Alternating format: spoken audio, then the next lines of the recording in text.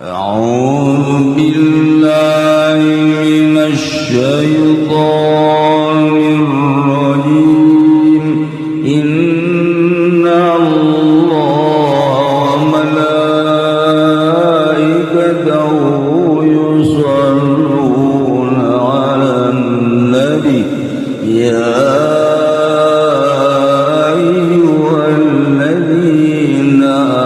آمنوا صلوا عليه وسلموا تسليما.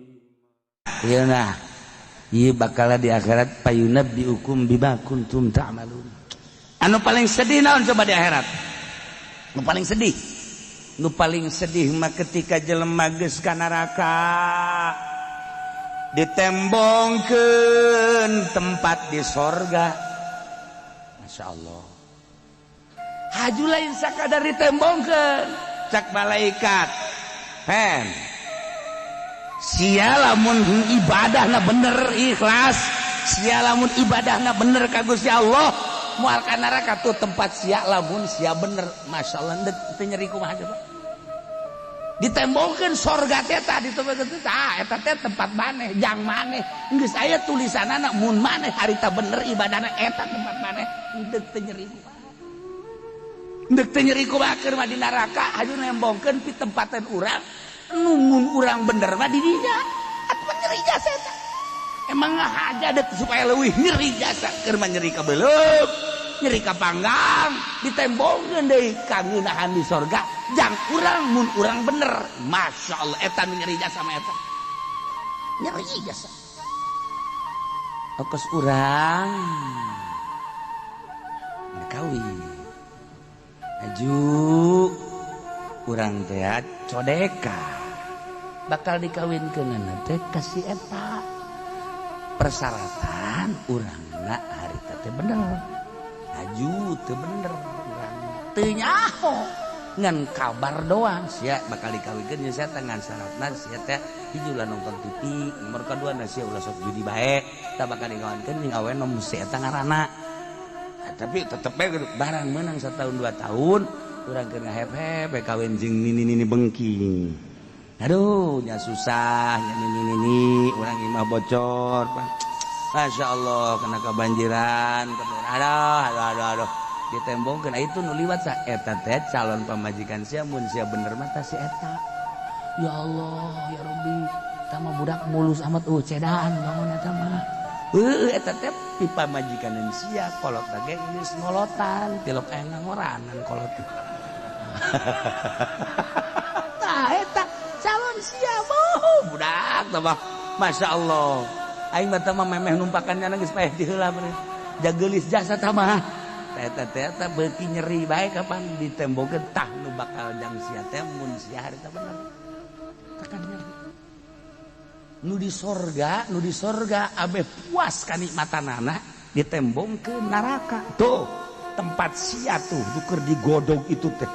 cai anu ngabuncal-buncal seudeu anu pohara di dinya ruhak nu pohara tuh deuleuh tuh kala lelempangan dinya jeung orai-oraina nah eta teh pi tempateun maneh geus aya tulisanana mun harita maneh neruskeun kana kadugalaan maneh ngan kulantaran maneh haju kembali ka Allah haju ikhlas dicoret aturanna maneh di dinya kan nyana langsung sujud ya Allah alhamdulillah bersyukur leuwih gede ka Allah eta teh nu panyeri-nyerina mah ahli sorga ditembongkeun tempatnya nu di neraka pi tempateun nu di neraka mun nyana terus dugalana bakal di dinya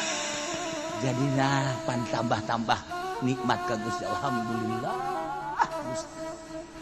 nu di neraka ditembongkeun sorga tah tempat maneh tulisanana jang maneh lamun maneh bener harita tah tadinya kulantaran maneh haju teu bener di ka neraka ya Allah nyeri luar biasa eta nu panyeri-nyeri nama iyalah fayudabbiukum bima kuntum ta'malun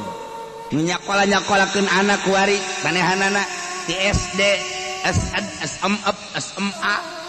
ayo terus tetangga kuliah jadilah jana insinyur jadilah jana Kapolda jadilah Kapolri jadilah nyana DPR di pusat dan lain sebagainya mewah mobilna batur kabanjirannya nama henteu hebat diistidraj ku Gusti Allah bahem ha datang ke akhirat lantaran teu nyaho ka Allah dina nyahona ge teu make nah ieu bapana anu dituntut abdi teh disakolakeun teh diwauhkeun ka Allah kunaon diwauhkeun ka guru doang abdi teh ieu terus kuliah jadi ku ari abah kasumbang ku abdi bapak kasumbang ku abdi dibelikeun mobil mewah imah mewah horenganan naon kunaon atuh ieu abdi teh diwauhkeun ka Gusti Allah teu dipasantrenkeun ieu abah goblok ieu abah da kumaha coba di akhirat dikitu-kitu hayu pikir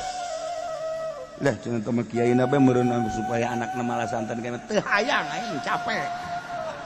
jang sia los aing mah percaya los terus aing mah los ya awas di akhirat diancam sia kuing je awas ya tah kurang ke di akhirat ge barang tuh cak aing kan bener kan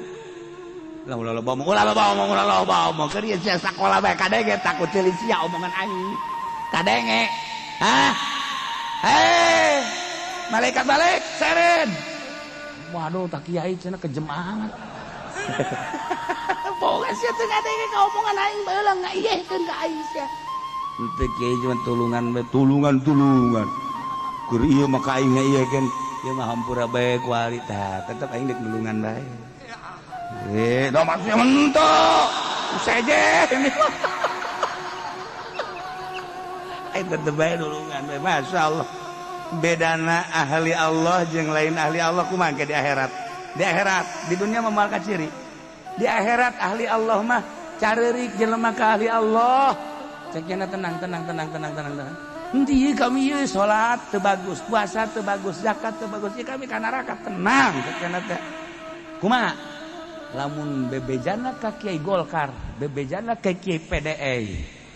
bebejana ka Kiai pamarentah sarua bingungna lulumpatan Kiai embung dipenta tulung sebab jangnana ge bingung tapi Kiai Allah lain kana adia diusulkeun geus pokona mah sia ka surga di mana cenah teh amal aing kabeh los tajang sararia Kiai aing mah kajin ka neraka ge asal sia bae ka surga bakal Kiai Allah kitu bakal tah los ya amal aing bagi-bagi ku sia kabeh sia ka surga aing geus puas aing mah kajin ka neraka ge kan usul kabeh kan ka Allah Gusti abdi teh boga amal joreh haju ka surga menang ti mana pamere ti kiai anu aing nyanana mah be aku kami diperbutkeun amalna haju kajin cenah nyana mah ka neraka ge asal kami be baheula aja keur di dunia teh ilu ngaji keur di dunia teh ilu wauh jeung di doang kajin di dunia mah padahal mah nonggengan ka nyana keur ieu tapi ieu kami di bere amal nyana Gusti Allah sanggup mere amal nyanana kamu ka neraka atuh nyana bae sanggup ka neraka ngabelaan maneh atuh komo aing ka nyana geus ka surga kabehan atuh sia ulang ngomong sanpugu beda ada ahli Allah jeung ahli dunia teu memetikeun pribadi ahli Allah mah tembong kuari masih keneh dilecehkeun masih keneh dijebian di akhirat bakal tararembong kieu Allah di akhirat bakal seperti eta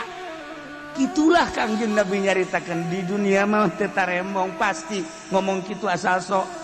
disokeun ditakaburkeun diasaingkeun engke di akhirat bakal terbukti nu mana nu kiai Allah nu mana nu kiai dunia kiai Allah mah moal mementingkeun pribadi sebab di dunia ge teu mementingkeun pribadi